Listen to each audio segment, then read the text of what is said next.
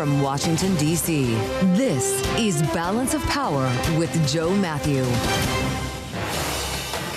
President Trump on final approach to Alaska. Welcome to the Friday edition of Balance of Power, ahead of an historic meeting with Vladimir Putin just hours from now.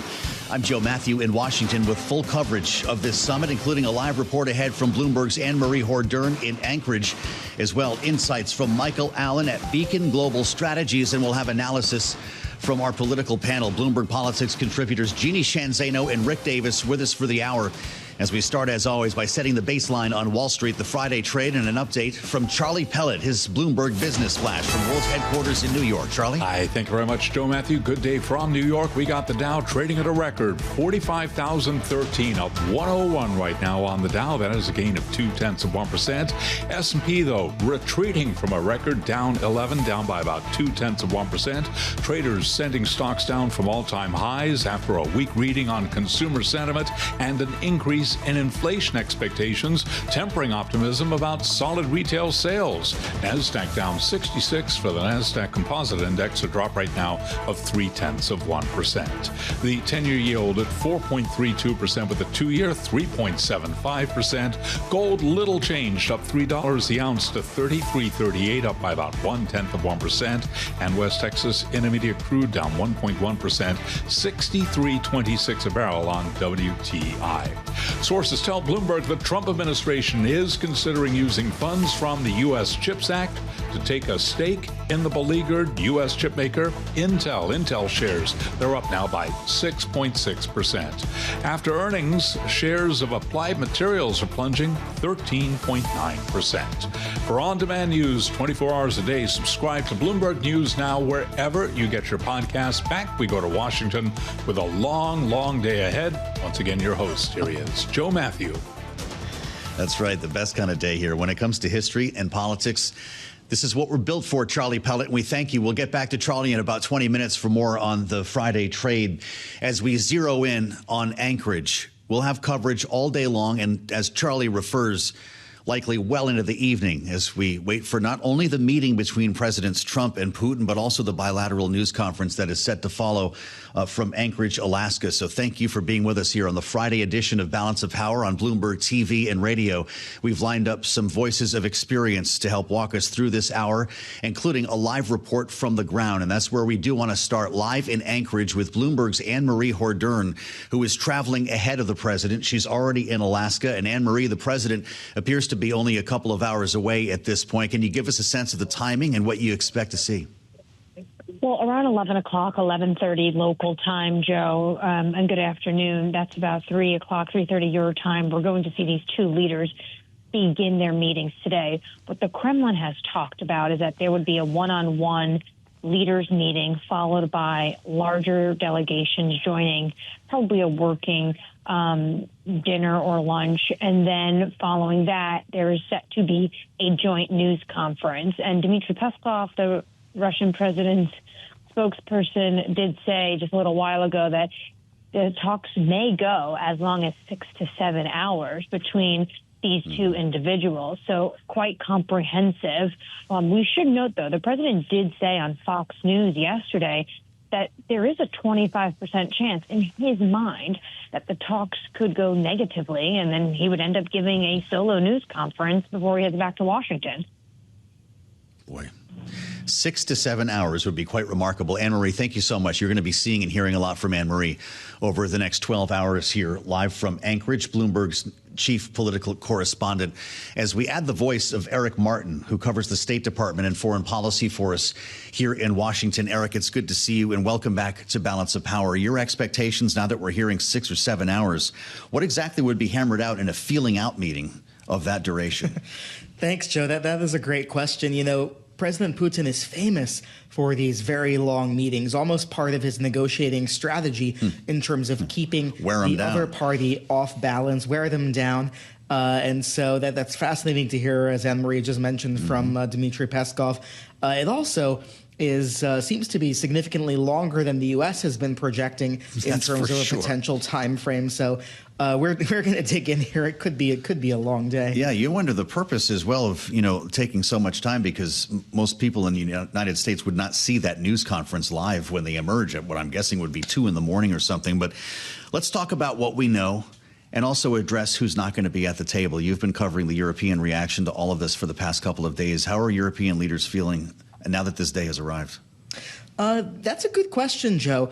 They felt good about, and I think the president felt good as well. He expressed as much coming out of the call that they had on Wednesday with European leaders and with President Zelensky briefing and touching base with President Trump and Vice President Vance ahead of this meeting. There's a feeling that the incorporation for President Trump of security concerns and security guarantees for Ukraine as part of this discussion is something that he knows that Europe and Ukraine are seeking. The fact that that's top of mind for him, European leaders, we've heard, have taken that as a positive.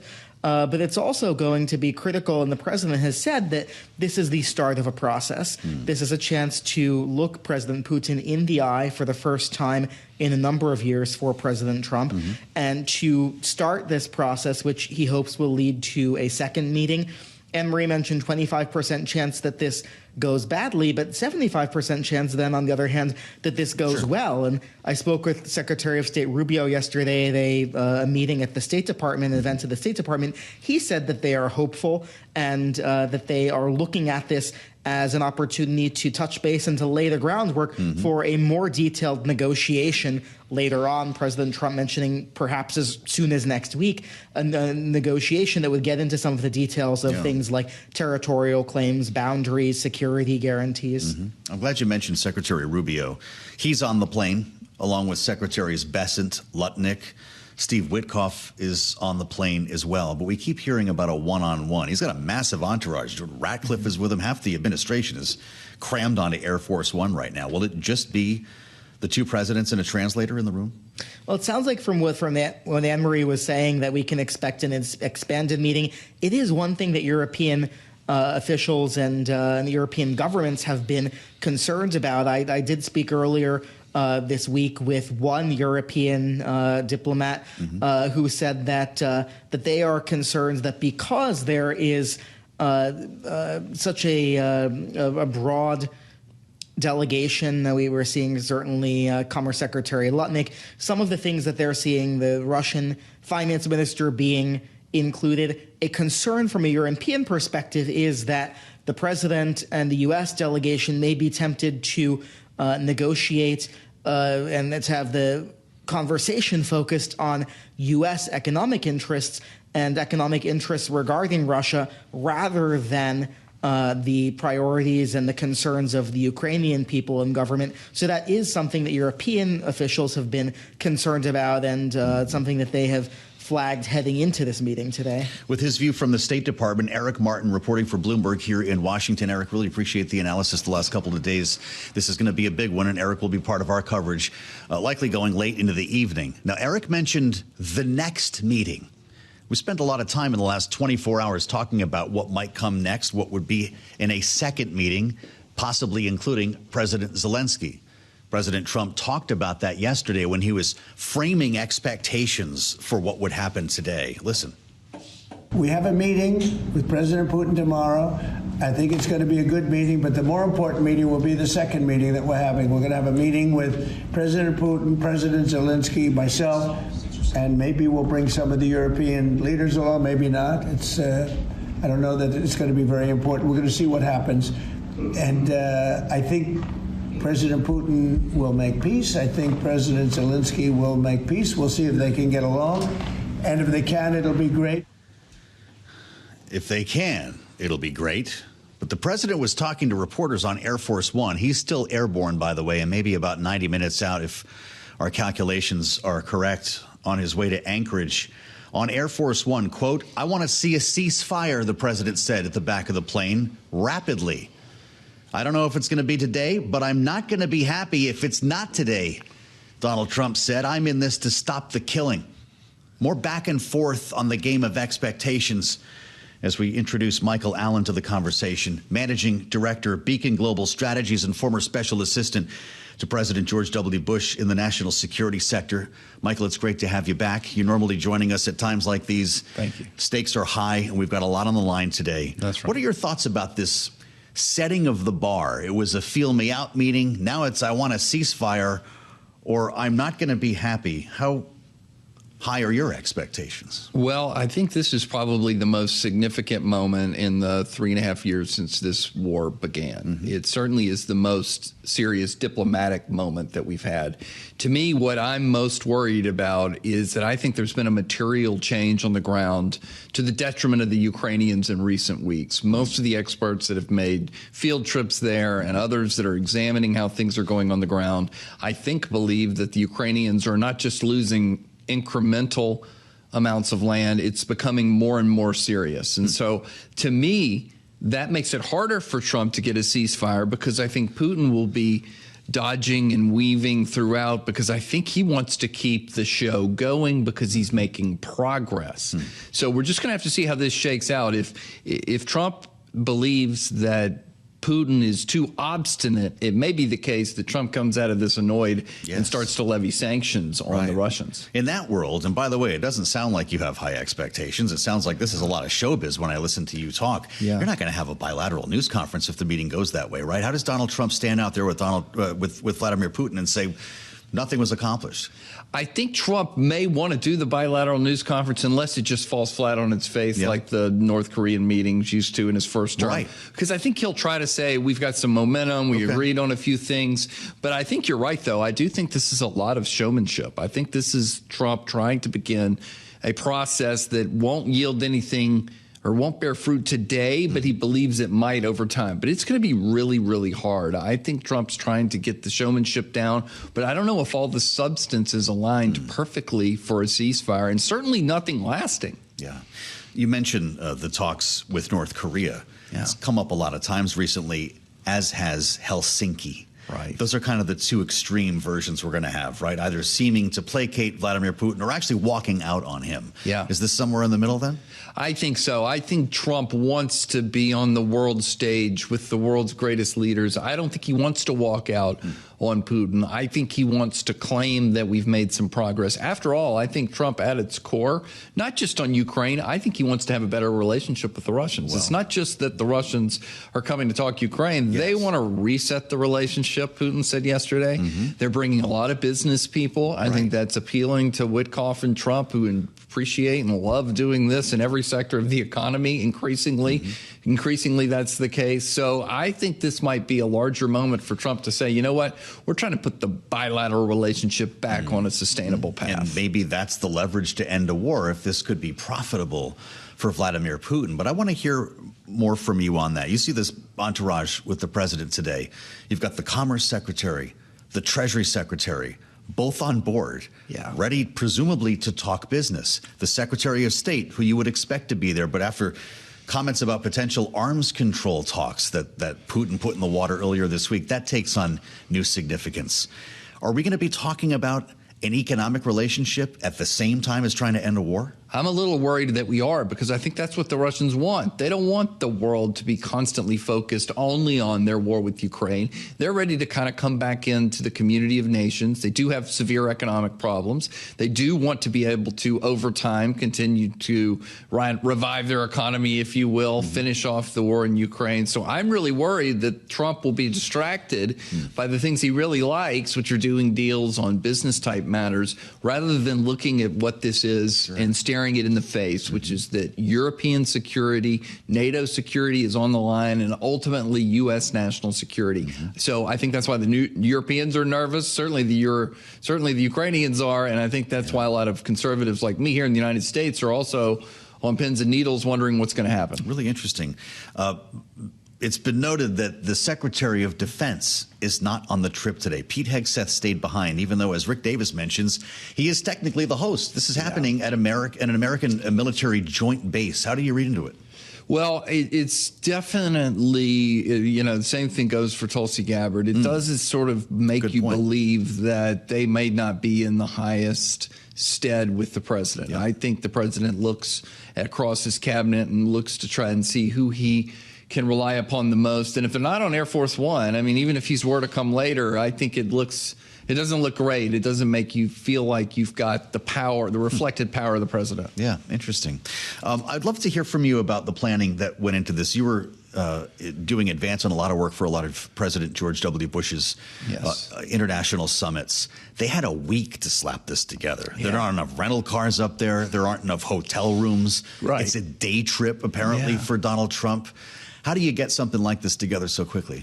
Oh, it's breakneck. I think the Secret Service have been running around trying to arrange things. It's clear there are not enough hotel rooms. There's not enough space for what's going on here. You needed many more weeks to be able to plan this and to give the locals on the ground time to prepare.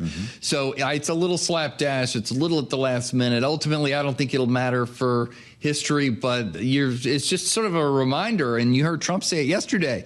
He's already ready to select the location on the next event, which that's what gets me worried about the showmanship element of all this. He's ready to just sort of project and see where episode 2 of this saga will be. Maybe it'll be in Anchorage, since apparently everyone is already there. He did say he wanted to stay. That's right. They're going to make a weekend of it. We talked to the governor of Alaska yesterday, Mike Dunleavy, about the preparations and kind of what this means for his state, with the world suddenly turning its attention to Anchorage. Here's what he told us. Most of this is being handled by the White House itself, and they're doing a great job. They've interfaced with us. They've interfaced with our troopers and city police here in Anchorage. And so the vast majority of this is being handled by the White House. It is tourist season. We're in the height of tourist season, so hotels are tight, cars are tight, as you mentioned. Right. But again, having this on the base alleviates a lot of issues. New York Times reporting August is apparently high season for salmon fishing in Alaska. So, things are tight up there. When you consider it being on the base, though, going back to your prior days in the administration, these two guys sitting in a hangar somewhere? I mean, what are the facilities that would house such an important event? Well, they're not always that great. So I think there's a lot of pipe and drape, and a lot of advanced people have shown up to try and make this look as distinguished and as presidential as possible.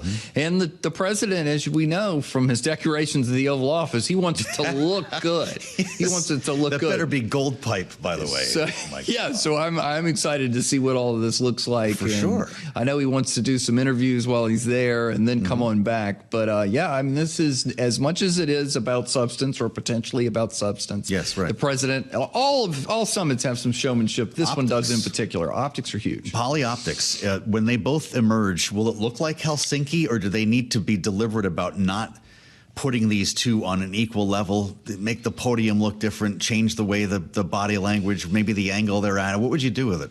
Well, I would try to make the president come out of this looking like he's not the one that was dying for the meeting, not the one who's dying for a second meeting. Right. I wanted him to have some sort of strategic distance from all of this and holding out the prospect of additional meetings. But Trump just operates differently. We would have dangled a meeting with President Bush over many, many months and tried to make substantial progress on a variety of issues before we would have just gone. But that's just not Trump's style. He doesn't get it. He doesn't care about the way it's done in the past. Sure. He's ready to meet with the North Korean leader or Vladimir Putin, who's a war criminal. Well, and we all remember George W. Bush talking about looking into the eyes of Vladimir Putin and getting a sense of his soul. And it'll be very interesting to see what Donald Trump finds when he looks into Vladimir Putin's eyes today. Michael Allen, it's great to have you, as always. Thank you so much. Beacon Global Strategies, another voice of experience to help us get ready for an historic event today in Alaska that you will see play out right here on Bloomberg TV and radio. A veteran of the George W. Bush administration, now at Beacon Global Strategies. We thank Michael, as always, for his insights. We'll assemble our panel next. Rick Davis and Jeanne Zaino on the way in. Hours away from the summit. This is Bloomberg. As we keep our eyes on Anchorage, Alaska. Beautiful day, by the way, for this summit. Nobody's talked about that. You think about frigid Alaska, the ice fields, Donald Trump in an overcoat. Take a look there. Pretty green. Beauty shot on Bloomberg TV and on YouTube. We've got currently, by the way, 52 degrees. As the salmon fishing continues here, they're going to be a high of 62 degrees in Anchorage, Alaska. So I think President Trump will just be fine with the suit when he gets off Air Force One. And we expect that will take place in the next hour or so. If you're following along here, presumably Vladimir Putin has been in the air for some time as well. He's not flying from Moscow today. He's flying from Magadan in eastern Russia, about 2,000 miles from Anchorage. The ride for President Trump, a little more than 7 hours. He's got half the administration with him on the airplane, save the defense secretary, Pete Hegseth, back at home. So is Tulsi Gabbard. Curious deletions from the list as the secretaries of Commerce and Treasury follow the president. Steve Witkoff is on the plane. Chief of Staff Susie Wiles, all on the plane. CIA Director Ratcliffe is with him as well. We have much more to follow today. This could take hours for the process to unfold. We'll see the presidents arrive. They will go behind closed doors for what could be an hours-long meeting or not. We have no sense of the duration, although we're hearing that it could be many hours longer, as apparently this meeting is being widened to include more than the two principals. They've brought their business advisors with them, as we've already mentioned, the same for the Russian side. And they could be in for some long talks here. When they emerge, there'll be a bilateral news conference, and we'll bring that to you live here on Bloomberg TV and radio with the help of our political panel. They're both with us here for our extended coverage as well. Bloomberg Politics contributors Jeanne Zaino and Rick Davis. Jeanne is Senior Democracy Fellow with the Center for the Study of the Presidency and Congress. Rick is our Republican strategist and partner at Stonecourt Capital. Jeanne, your expectations now, as we understand this has been widened to include not only more people, but potentially more topics than the war in Ukraine. We're going to be talking possibly about our economic relationship, which doesn't really exist right now, potential opening of economic sharing, business dealings that he could discuss with Howard Lutnick, with Scott Bessent being there. Are you worried that this is creeping beyond the matter at hand? It is concerning. Of course, the United States and Russia should talk about all of these things, but it is concerning for the Ukrainians, for the Europeans, and anyone who wants peace over there, because there's nothing that Vladimir Putin would like more than to expand this to include an array of things and give him and the president the opportunity to come out and say they struck some deals. But the deal they're not going to be able to strike today is to end the war in Ukraine. And so that is something that is concerning to the Ukrainians, that they are not there, and that this is going to be focused, maybe a nuclear treaty Putin has talked about, maybe talk about business dealings, maybe talk about energy, all important, but not the core issue that brings them together today, which is the war in Ukraine. Does economic opportunity give Donald Trump more leverage in this meeting, Rick, or does it simply distract from the point of the summit? I think it'll be an element of the ultimate negotiations and agreements, if there are those that get put in place. So starting with a conversation around those, I think is important. Look, whether Putin likes to convey it to the world or not, his economy is in a shambles. He is not managing a robust market economy where the resources like oil and natural gas are being used for anything other than prosecuting the war in Ukraine. So, he is ultimately going to be enticed by things like withdrawing sanctions and opening up his country back to economic viability around the world. So, if there is one thing he wants more than anything besides land in Ukraine, it would be his ability to operate successfully as a country economically. And of course, there is that $300 billion of Russian financial assets locked up in banks all around the world, including the United States, that I'm sure will be talked about at some point in time during the course of all this. It's really interesting. Sergei Lavrov will presumably be in this room if it is going to be an expanded session, Jeanne. And I know you saw him wearing that CCCP T-shirt when he walked into the airport this morning. How are we supposed to read that? Yeah, and I heard, Joe, that they are incredibly popular over in Russia, that the foreign ministry in Russia has purchased many of them, and he was wearing one. It's hard to tell if he's just yearning for the past or if this is a sign. And you've been talking a lot today about all the symbols of this summit and of this meeting, and this is one of them, a sign that there is still hope to reconstitute the old Soviet Union, which of course is the one thing Vladimir Putin wants more than anything else, even more than being BFFs with Donald Trump. It is to reconstitute the old Soviet Union to the best that he can in the 21st century. So that sweatshirt was another sign.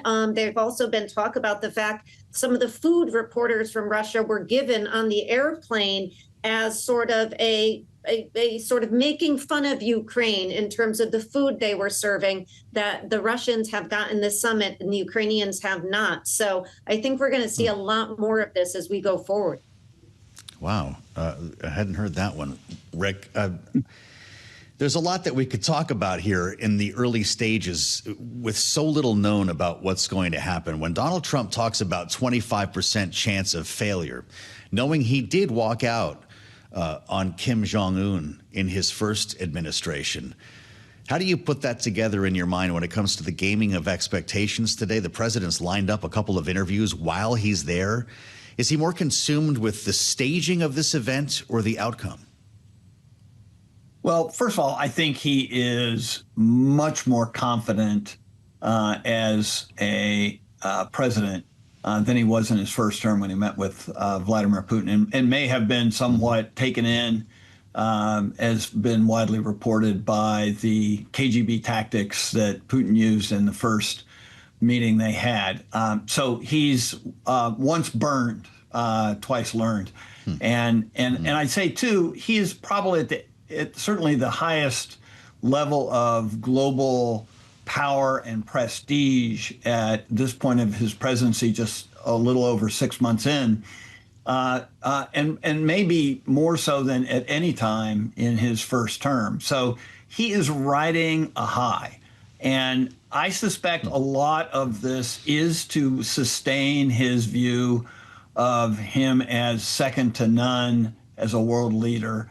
And I believe that he will use this to basically portray that. Remember, we've had lots of world leaders, including Zelensky, come into the Oval Office thinking that this was a way to start building a bridge to Donald Trump, and only to be thoroughly abused in the process. And if it were just a one-off thing, we'd say, it's just an exception to the rule. But it is frequently the case that these world leaders don't know what they've gotten into when they enter the Oval Office. And I suspect Vladimir Putin should have some fear that this could go wildly off the rails. I mean, who knows what video Donald Trump might have that he's going to open up, Steve Miller's laptop and start showing all the abuses that Russian forces have served upon the Ukrainian people. So anything could happen today. I think anybody who thinks that this is going to be Marcus of Queensberry's rules has not been watching this president very closely.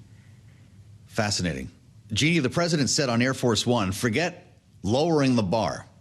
I want to see a ceasefire. This is talking to reporters in the back of the plane, and rapidly. I don't know if it's going to be today, but I am not going to be happy if it's not today. I'm in this to stop the killing. So we're raising the bar again going into this? He is. He's been all over the map on this. Of course, that is very welcome. That's what the Europeans have been asking for. That's what the Ukrainians have been asking for, that they need a ceasefire before they commence with real peace talks. But the question is, how do they get there? And what sign has Vladimir Putin or the Russians given that they are anywhere close to talking about the ceasefire? The answer is none. The only thing we've heard from the Russians in this regard is this partial ceasefire, which was an air truce, which would benefit them because, of course, they remain very strong on the ground. And that's not going to be welcomed by the Europeans or by Ukraine. So I'm not sure what the incentive is for Russia to agree with any of this. And, I do think I agree with Rick that all eyes on Donald Trump today, because we cannot underscore enough how consistent Vladimir Putin has been in what he will and will not accept to make this happen, going right back to his meetings in Istanbul. I mean, nothing has changed about what the Russians have been saying, but what he has been able to do now is get back onto the stage of the world. He has been able to get a summit face-to-face with the president without Zelensky. I mean, he has had so many wins already in this summit. I'm going to be curious what wins Donald Trump takes out of this. If the only win is another meeting, that's okay. but that is nowhere near what needs to happen to reach something of an end to this war. What do you make of the interviews, Rick? He's got Brett Baer on Air Force One talking to him on the way. He's going to sit down with Sean Hannity, I guess, on the other side of this thing. I don't know if he's still angry at Rupert Murdoch, but it does seem like this is a media event, if we've ever seen one. Should he be spending this much time worrying about journalists while he's meeting with Vladimir Putin? Well, he's not going to get asked any hard questions by Fox interviewers. So fair. I don't think the risk of having a blowback in the interview is that high. And secondarily, this is the president we've known for the last 7 months. I mean, he is flooding the zone on a daily basis. And of course, there is bad news at home, right? He's got scandals and all kinds of odd things, focusing his time. So this gives him a respite from that. Rick Davis and Jeanne Zaino will be with us likely into the evening here as we watch this unfold. Russian journalists, by the way, were served chicken Kiev aboard their chartered flight to Alaska. This is Bloomberg. Trump and Putin in Anchorage. They're both in airplanes right now, both on their way to Alaska, where they will sit down for what we're now hearing could be a much more significant period of time. 6 to 7 hours was the most recent consideration. With the time change, that would move us pretty late into the night or even into the early morning hours when we actually see these two in a bilateral news conference. That's assuming things go as planned. The president also has a television interview that's set to take place following the news conference. So he could be up all night here and flying home. They're not staying in a hotel. They're supposed to get back on the plane and fly all the way back to Washington 7+ hours when they are done. Considering the stakes and possible outcomes with great analysis today on the terminal and online coming from Bloomberg, these two men have very different goals here, with the president now seeking a ceasefire as he articulated on Air Force One, and Vladimir Putin seeing the meeting as a win without making concessions.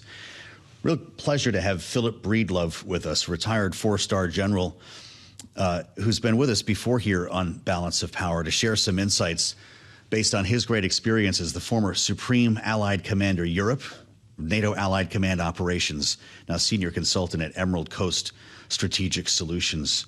General Breedlove, welcome back to Bloomberg TV and radio. We've been hearing about Russian advances, military advances on the ground in Ukraine leading up to this moment, to the point where intelligence officials and those at the Pentagon are worried that, in fact, this could be a turning point for Ukraine as it finds itself on its heels in a war of attrition. To what extent will that frame the conversation today in Alaska? Well, first of all, it's good to be back on, and thanks for asking me. Yes, sir. There are a lot of people looking at what's going on the ground there, and I think Mr. Putin desperately wants this to be seen as a big advance to set his position at this negotiation table. But let's just look at a couple of facts. In the last 14 months, Russia has lost over 400,000 men, and they haven't gained even 1% of Ukrainian territory. That doesn't sound like a big advance to me. Okay, fascinating. You, of course, were a highly decorated general in the United States Air Force, to be clear, and there's been a lot of discussion around a so-called air truce. Vladimir Putin floated this idea while fighting apparently would continue raging on the ground. Is there any point? Would it protect civilians? And is this a non-starter for Ukraine? I think it's a non-starter in general. It's especially a non-starter for our president. Remember what our president has said now for weeks. He wants to stop the killing. He wants to stop the loss of life. And Mr. Putin is going to try to wiggle his way into continuing this war. I think that the first and foremost signal of success for our president in these negotiations, since he's set the possibility of future meetings, is that today we need to walk away with a minimum of a complete ceasefire. And then if we get that ceasefire, we start moving towards something, a word that the president has started to use in the last 3 days, a peace. And we in the military like to call that a durable peace, meaning it will stand. Mm-hmm. You spent enough time in the cockpit of an F-16 to understand the way a jet like that, which Ukraine had asked for, I think maybe 2 years before they actually ever received one, to understand what that would have meant for the air war in Ukraine. Should those fighter jets have been delivered earlier, and should they have come from the United States? So I would never sort of pretend to correct you, but Ukraine started identifying F-16s back in 2012. My predecessor, the Admiral Stavridis, my predecessor as the SACEUR of NATO, he started a study which the staff under me finished back in 2013, and we were looking at what Ukraine needed to become a more Western-style military. At that time, Ukraine was asking for F-16s, and that study, commissioned by Stavridis, finished by me, identified back in 2013 that they needed F-16. So Ukraine has been seeking, and the military has been recommending F-16s since 2013.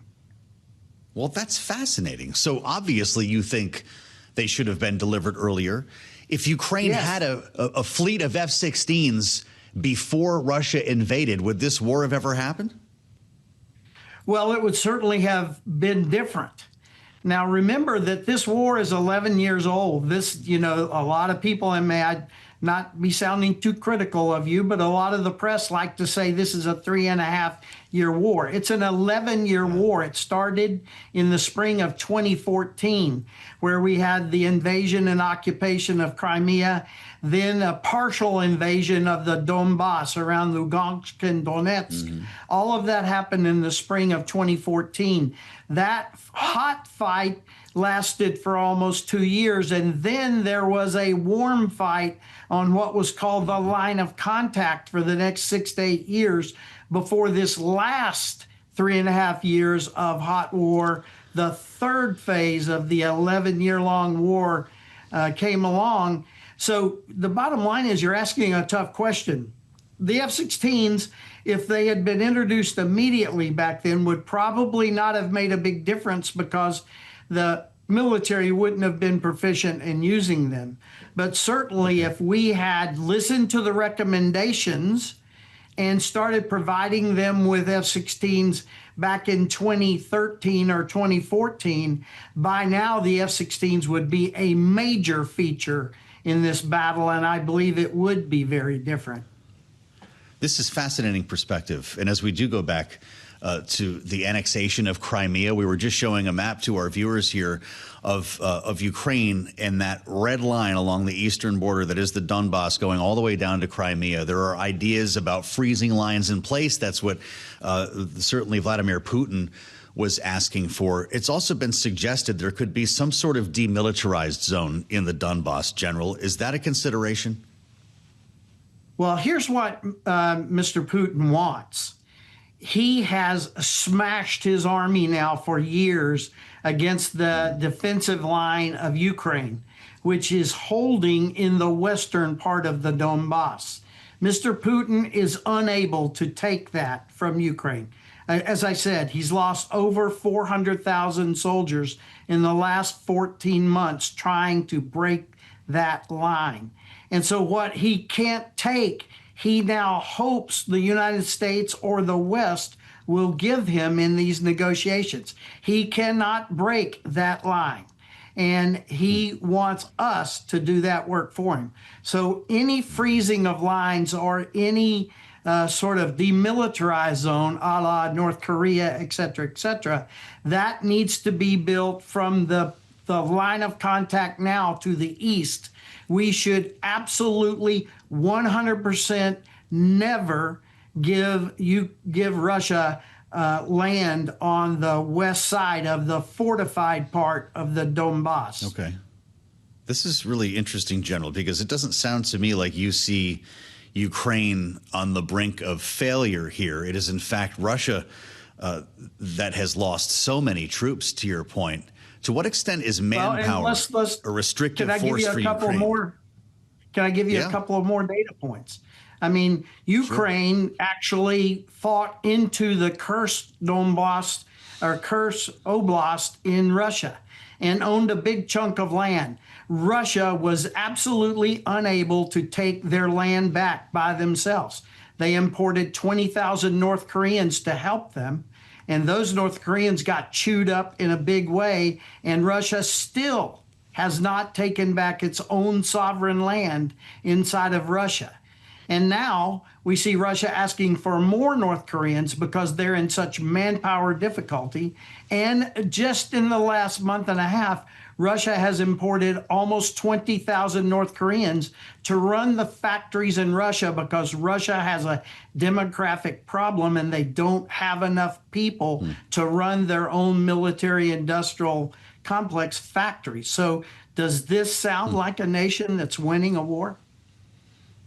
Fascinating. You were, of course, as we mentioned, Commander, U.S. European Command and Supreme Allied Commander Europe of NATO Allied Command Operations.